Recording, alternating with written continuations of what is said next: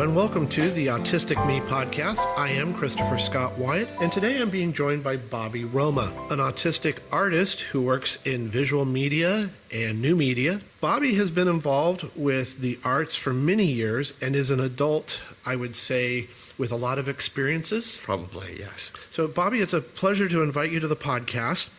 Thank you. And my reason for including you in the podcast is you bring the experiences and wisdom of a tough journey. Yes, it's always all these things that they have not yet experienced and they have yet to experience. I hope they don't, get all of it. Hopefully things have gotten better than but then Trump, so it's gone back again. So who knows? What is your educational background and your personal background? Well, I lived in the UK. I got my GCSEs, my A-levels. I went to university. I went to art school. I did teachers training. I did nurses training here for an RN.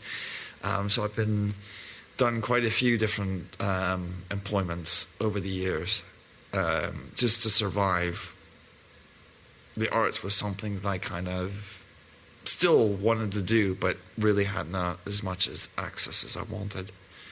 Because poverty and, it's the other part, with the autism, it's all interlinked with the autism and jobs and all the other stuff, the life skill things. Unfortunately, people are not very welcoming in the community employment, like filmmakers, they don't want to hire someone who's different. They ask questions in interviews and they expect you to, and I can't do that, they answer the way they want me to answer. So it's been a tough journey.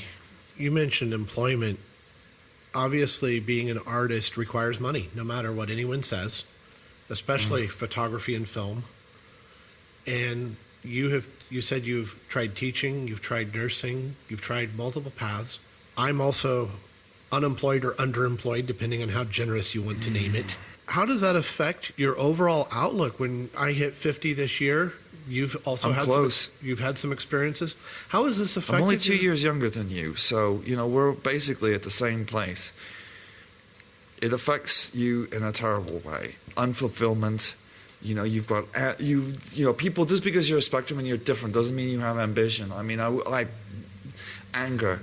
30 years now that I could have been making films or doing something really productive, and I'm not being allowed the opportunity. So I don't know, did I say anger? Confusion, because what can I do now to change it, and yet nothing changes, and I feel like I'm chasing my tail because there's no way out. It's like a continual chasing your tail with employers, with trying to get into places and the opportunities that you want to get. It's really hard, and I don't envy these kids. It's going to be tough for them. I don't think that things have gotten to the point that it's easy to walk in and say, I am autistic or I am neurodiverse and here are my needs. I still think that people make assumptions about the autistic traits and about autistic individuals. Well, you have to meet on some levels with their expectations too. It is a blending of both. But to be given the opportunity to show them that you can do things, although it may not be in the way that they usually do it. Like a filmmaker, there's a certain steps that they take, like Jim will say, and then I will say, well, I don't work like that. I don't operate like that. I do it maybe a little bit differently. The outcome is the same, but my approach to it may be slightly different. So that's the other difficulty too, is because when you are on the spectrum, your brain processes are different. So therefore, the way you get to where you need to be are different, and they want you to do it in a very specific manner. And that's like with nursing, with medications, with things. There's a certain procedure that you have to follow, and they are unwilling to diverge from that, although it may be safe and just as ethical, but they're unwilling to do that. And that's the greatest difficulty, is facing neurotypical people who are unwilling to change things, who do work on the assumptions, simply on a broad generalization of what we are, who I am, without even knowing. You've mentioned that it bothers you that the doctors and experts try to tell us about ourselves, that they don't really understand the They do autistic not. experience. No, they do not. And then they get people who are very bright and very pro people in autism, people like, I mean, I don't want to name names, but, the thing is that, they make these value judgments on us, about what they expect from us as far as, like, the way that they want us to be changed, like the certain therapy things that they go through. And I just don't think they have an understanding of what exactly is going on. And because I've talked about it to Arts for Autism, like with the film, you can't have life teaching and production at the same time. You can't do both at the same time, and they need to experience it. Like consequences. Because you don't learn unless there's a consequence for if you've done something wrong or right. To be gratified when they do something right, to be chastised when they do something wrong, because that's what they need. You have to have that in order to survive in the world. I mean, you have to be able to adapt. One of the activities you're engaged sense? in, oh yes, it does. And you're engaged with the Arts for Autism and the Joey Travolta Film Camp. Yes. You serve as a mentor to other young people with autism.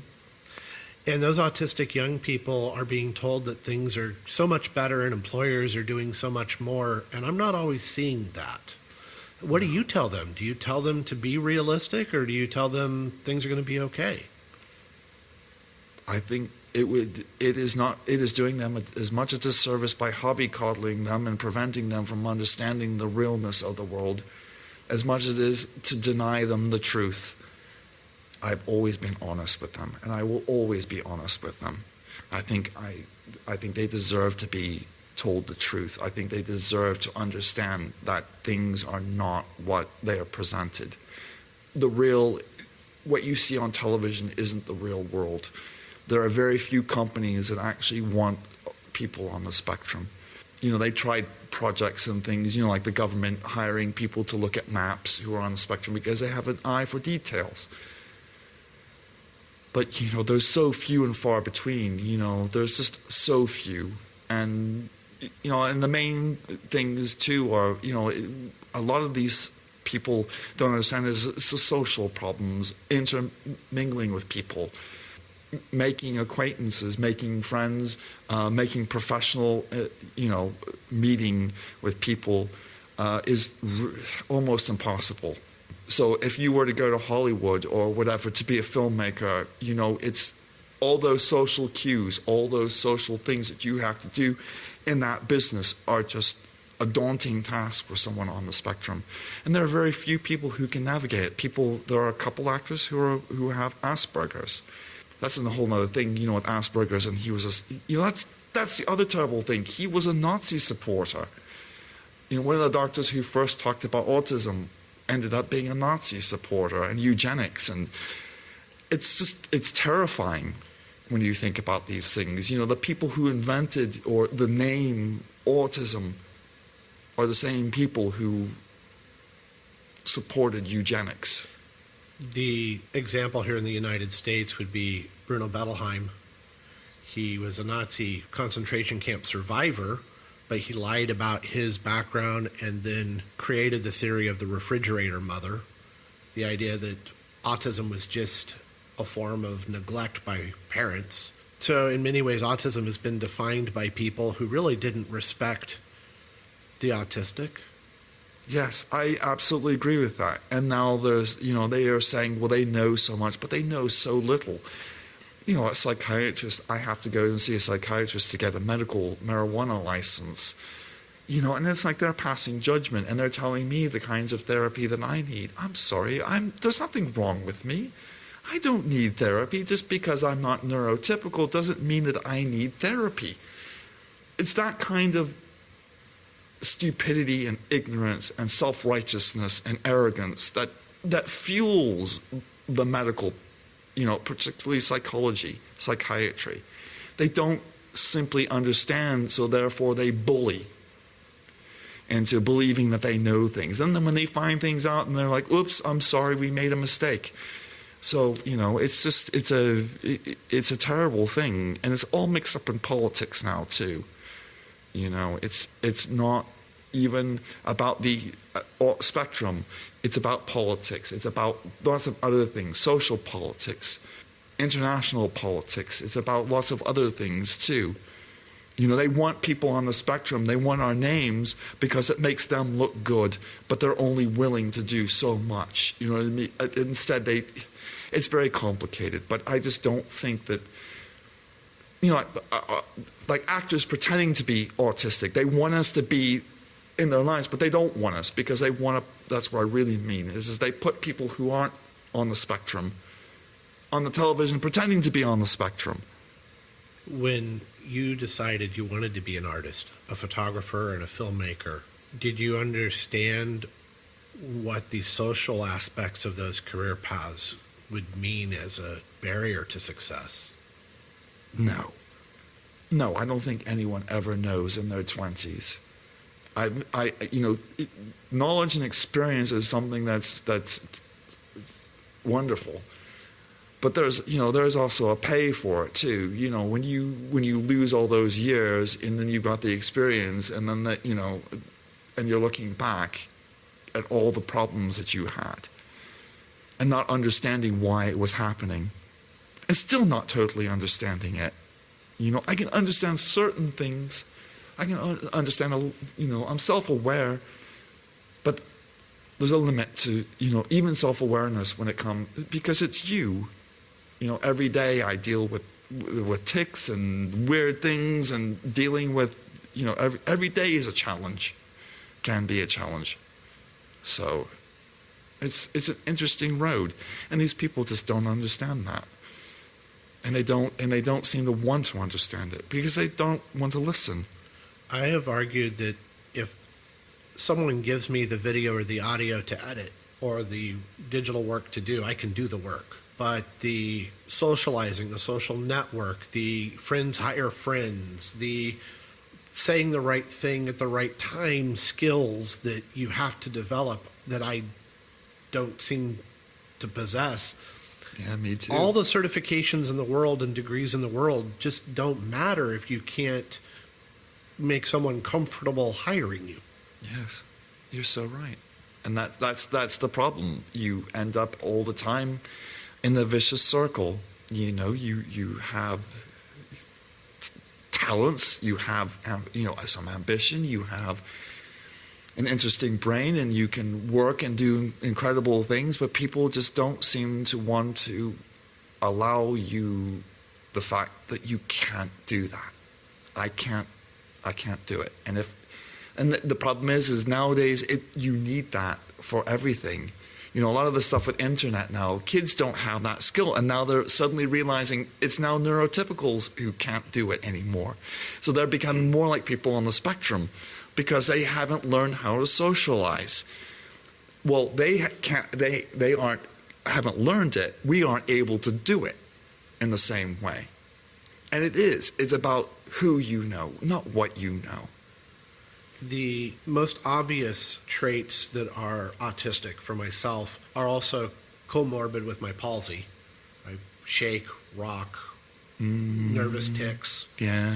And studies are showing that people respond to us differently just when they meet us. Even before we say anything, they've started to apply stereotypes.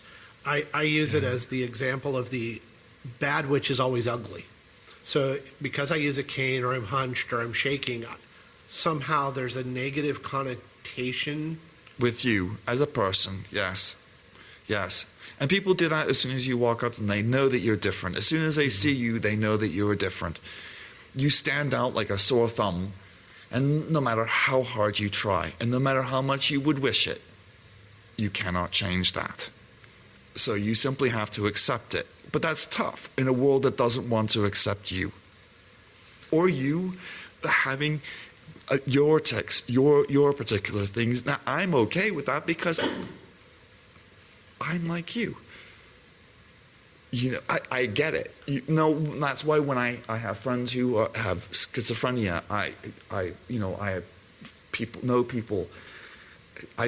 I think it changes the way you see other people. You do not seem to judge people as readily. And I think that's a good thing. But unfortunately, we are a minority. I am exhausted by people saying they see The Good Doctor, they see House, they see Sherlock Holmes, they see this or that, and they have already either diagnosed the person or the person has a label, a fictional character.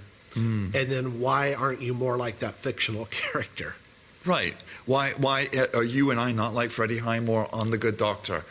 Because he's not really autistic at all. He is a perfectly capable and able, very talented young actor who's 25 years of age. I think it's wrong that they're putting these people, rather than getting the real look at autism. If they wanted to do it, because they don't even understand, they make these programs and they think, if I can't navigate nursing, even though I could take the MCATs and pass them, I could pass all the exams and become a licensed physician, but I cannot do the job because I cannot interact with the nurses, I cannot interact with the patients and other doctors. I have those issues, so therefore it limits me that I can't do those things. So you're smart enough to do everything, and no matter what it is, you can't fit in there. So why are they putting that out there when they don't even understand that people on the spectrum can't do these things, so they would never ever be in the position of being a physician? Very few.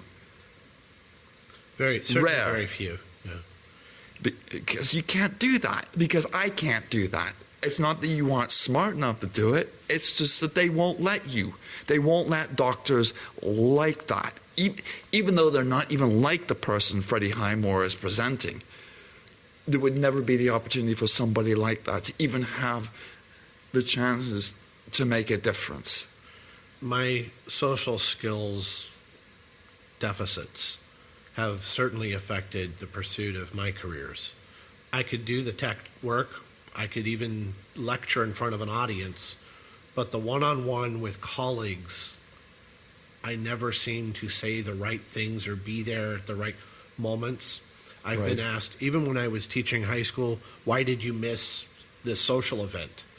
And my response was, well, it said it was optional, and I don't really like social events. And it turns out that's not the right thing to say. Correct. And I also would say the exact same thing. And if you had said that to me now and not said that, I would have said exactly what you just said. If somebody gives it to me and says it is optional, I don't like it. I don't feel comfortable. I don't want to be there. Why would you make me be and do something that makes me feel like I'm going to scream and want to run and hide because it's horrifying? That you feel so anxious and so nauseous and sick that you just wish that the world would swallow you up. Why would they make you do those things? Why can I not just accept that we are not going to be able to do those kinds of things? You can be friends with us, but you have to be willing to do it differently than you would with other people. And people are not willing to do that because they're not willing to make exceptions. People are not willing to understand what they do not understand. I want to thank Bobby Roma for joining us on the Autistic Me podcast. Thank you, Bobby. Thank you very much. I appreciate it.